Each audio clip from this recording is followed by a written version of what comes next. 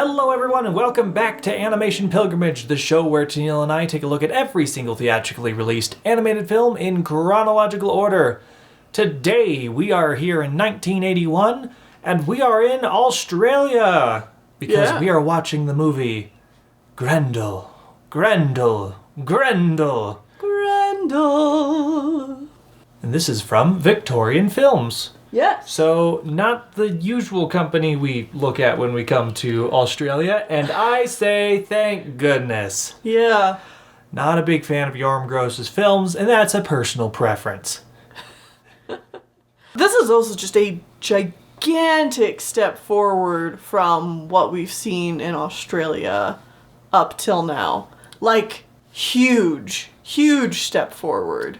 So, what I'm hearing is you really like this film. Yeah, I thought this was fantastic. I highly recommend people go check it out. This is based on the book Grendel by John Gardner.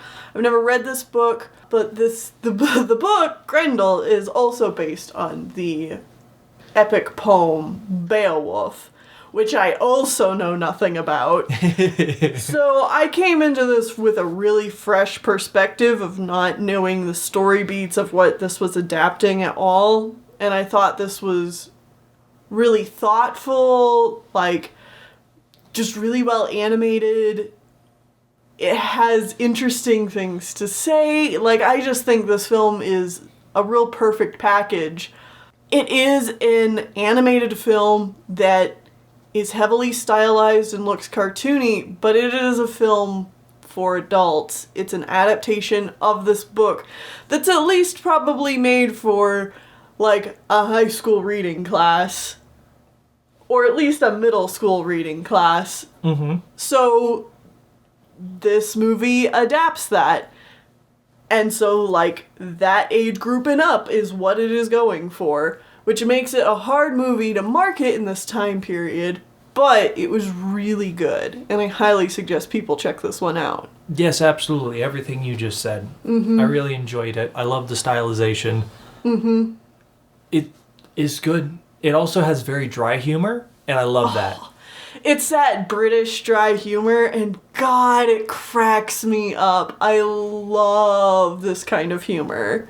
It's very good. Mm-hmm.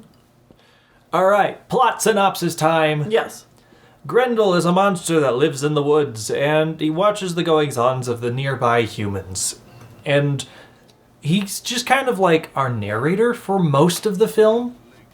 He's talking to his mother, who lives in a pit in a cave. Yeah. And he just kind of tells her the story of the local humans, which is mostly the story of King Hrothgar, who is a little pissy shit guy, and he slowly collects power by killing other people and getting followers, including a guy named Unferth, who is a very strong warrior. But Hrothgar is also the type of leader who talks a big game but never gets his hands dirty. Oh yeah, he never does anything himself. Yeah. He always gets other people to do it for him. Mm-hmm. He's, like, definitely not above board.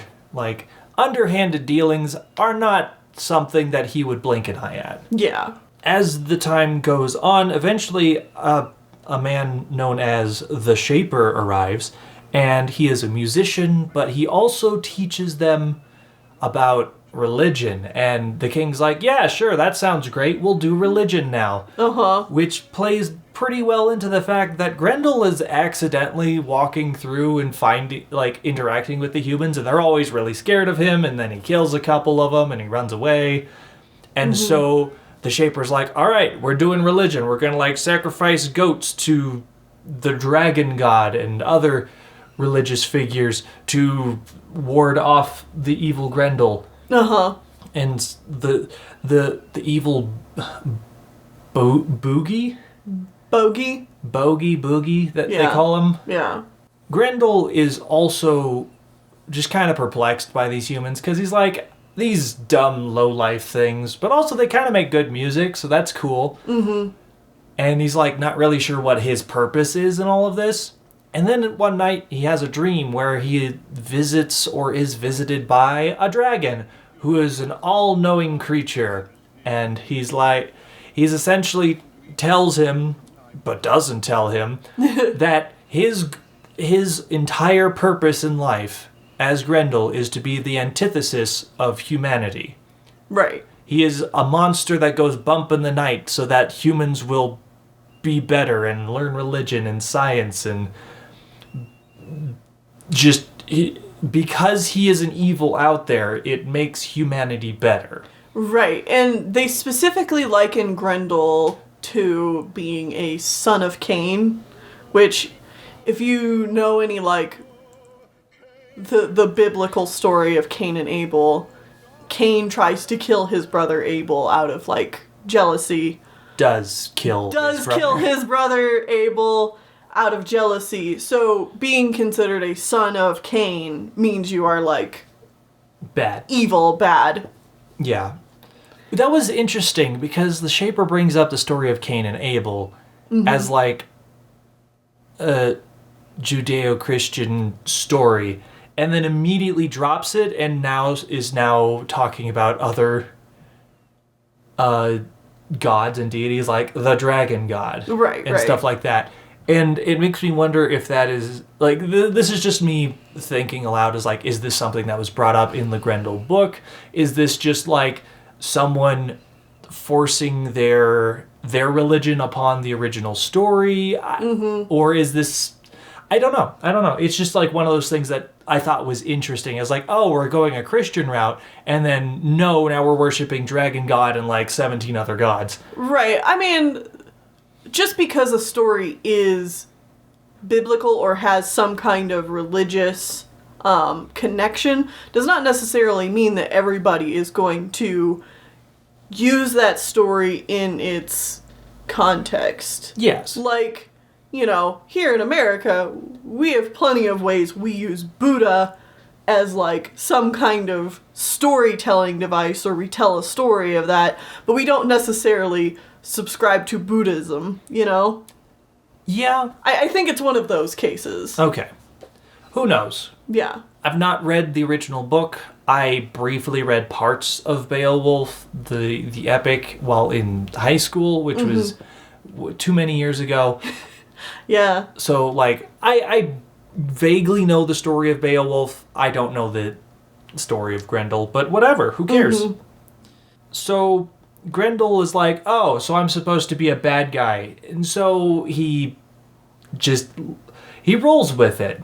But he also sees, like, the contradiction of man, where it's like, he's like, yeah, sure, I kill a few humans, but I'm just, like, trying to eat. And, like, I'm not backstabbing and doing all this weird shit that these humans are doing. He's like, he'll run into the building, kill a couple guys, drag them off and feed them to himself and his mom. Yeah. But, like, he's still just like, man, humans are fucked. Yeah. They're messed up. Eventually, the king gets a wife and children, which is a bad thing for Unferth, because Unferth was promised to be the heir to the king, so when the king dies, Unferth would become the new king. But with a lineage of princes, he's no longer sure. Second in command. Well, it's like, it's very up in the air whether he's actually going to be the next king or not. And what with this king being such a little shit, it's very likely he's gonna just be screwed over. Plus, he also has a giant crush on the king's wife. Yes. Yeah. Yes, he's like, queen's wife, pretty hot. She's Yeah. also the only woman in this movie, so, you know. You know. Because of something Grendel does, the Shaper's like, oh no, the dragon god's been pushed over. This means bad things. The king's gonna die. So he's immediately like, the king's gonna die. Is it gonna be natural causes, or is it something that we do, talking to Unferth? Right. And, like, he starts conspiring about how the king's gonna die, which the king overhears. So the king poisons and kills the Shaper. At a different time, he also sends off a boat to go to a local kingdom to bring over a local king to take care of the Grendel problem. He calls for... And the king does all of this without really talking to consulting anyone. with anyone. So Yeah. everyone's just kind of like, What are you doing? what the hell's going on? He calls for Beowulf. And so Beowulf shows up. And he is Crazy? kind of crazy in this specific adaptation. And he's got a bunch of, like, barbarian men with him. Who, like, everyone's like, these are, like, crazy monster people. They're, like, eating raw meat and the table. Yeah. It's just making everyone generally unsettled. Unsettled and uncomfortable. Yeah. But the king loves him, and he's like, yeah, we're totally best buds. Grendel has a second meeting with the dragon, and the dragon's like, well, you're gonna help, like, dethrone the king. It's like, that's a thing you're gonna help do. The dragon also gives him a vague prophecy of Beowulf coming, which Grendel can't really decipher because he just isn't privy to all the clues that lead to that. Yeah. So he's like, oh, I'm gonna help dethrone the king, which means I'll become new king. No, I'll kill the king. I'll kill the king, and then... The dragon's like, I didn't say that. I didn't say that, but whatever. Do your you think thing. I said that? Yeah. And so Grendel thinks that he's going to kill the king. So he goes over to their wine hall again. The mead hall. Mead hall. Yeah. That night. While the Shaper's apprentice is singing, Beowulf goes out in the night and kills Unferth. Yep. Grendel sees that and he's like, aw, Unferth, we had like a fun thing going on. Yeah, and I 'Cause- kind of was rooting for Unferth, you know? I liked Unferth. I would never kill him. Yeah. He's the one character I wouldn't kill. Right. And so he's a little angry, so he storms into the hall and Beowulf rips his arm off. Yeah. Cool. Because Beowulf is just like that. Beowulf is a bit crazy. He's a bit savage. If you've read the original story, he's nuts. And they just kind of play with that. They really just, instead of just being like a mafioso man. He's a real mythic warrior. No, he's kind of nuts. Yeah, he's just out here for blood. Rips a monster's arm off for the hell of it. Yeah. Kills a man because. Yeah. Yeah. So Grendel wanders down the hill a little bit and is like, well, that was an oopsie whoopsie. And then he presumably bleeds out and the story of Beowulf continues, but this is where our movie ends. Yeah, it just ends here. I was shocked that that's where it ended. I mean, it makes sense that it ends here because it's the story of Grendel. Yeah, but I mean, even then, even with his arm ripped off, I'm like, Yeah, he dies. he died. Yeah. Like, Oh. he does not explicitly die in this movie, but that's what happens next. He bleeds out and dies. I mean, they pretty much say, like, by the end of the film, like, yeah, he's on this hill and he's just dying. Yeah. So this was great. This was great. I really enjoyed the Linus art. The a couple of things that you didn't mention going through the synopsis is there's a couple of musical numbers in this film. Multiple. And they're passable to kind of long-winded. Yeah. Like, I think we could have cut one of these or, like, cut the song in half. I didn't dislike them, but None of them stuck with me. no, they kind of halt the progression of the film. But, that being said, the pros definitely outweigh the cons for me for this film. I found it just very interesting. I loved the art direction, I love the humor. the way that the film played with camera movements and shapes was really great. And yeah, I really recommend this one. And if somehow you out there listening to this are an English teacher who is covering this book, I think that this movie would be a great thing to show your class. Yeah. Because, you know, like, it just feels like a natural fit for that. Other than like a brief segment of the naked queen in like the same cartoonish fashion, so it's like not even super explicit, this movie's perfectly fine to show to anybody. Yeah, it's like she's got her tits out at some point, but like I don't know. This is so. It's not in a sexual manner. It's not just sexual, like, and it's not realistic in its artistic presentation. It doesn't even like phase. yeah, it's just that like the scenario is the monster caught her while she was undressed or something like that. So like that's what happens. There is also like a beheading. Yeah, I mean, there is some gore. violence. There's like, some gore. Cartoonish gore, but it is still gore. Again, this is a film made for adults, but when you just look at a still from this film, you might be like, oh, that's for kids. And it's not. No. Yeah. The kids aren't going to get the humor or the plot. Yeah. Like, it's definitely... Yeah, it's definitely made for a more mature audience who can, like, understand what's going on. Another thing I want to say that I really enjoyed from this film is that Grendel is voiced by Peter Ustinov, who AP listeners might recognize as Prince John from Robin Hood, Disney's Robin Yes. Hood. And he does a fantastic job as this character. His voice carries, like, the correct amount of, like, kind of Shakespearean... gravitas while also keeping it very light and relatable. I just really enjoy his performance here. And yeah, check this one out.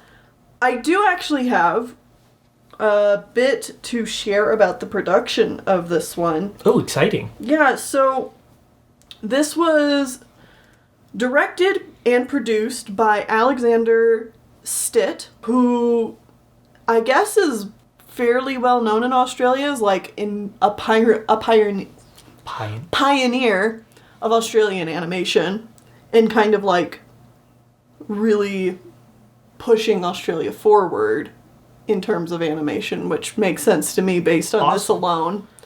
This was also co-produced by Philip Adams of Australia. I know there's another famous Philip Adams, but we're not talking about him. We're talking about a Australian man named Philip Adams, who is also co-producer and does a lot of, like, I guess news-related stuff in Australia.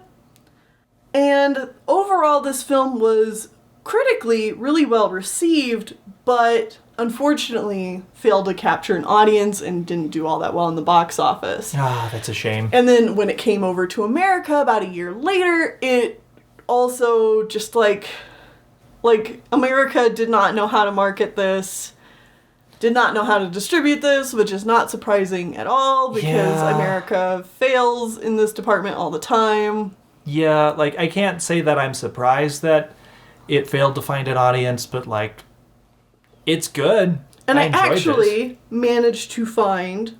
I wish I knew about this book sooner. I actually found a book that covers the history of Australian animation. Oh, sweet. And it is called Australian Animation in International History by Dan Torr and Lenore Torr.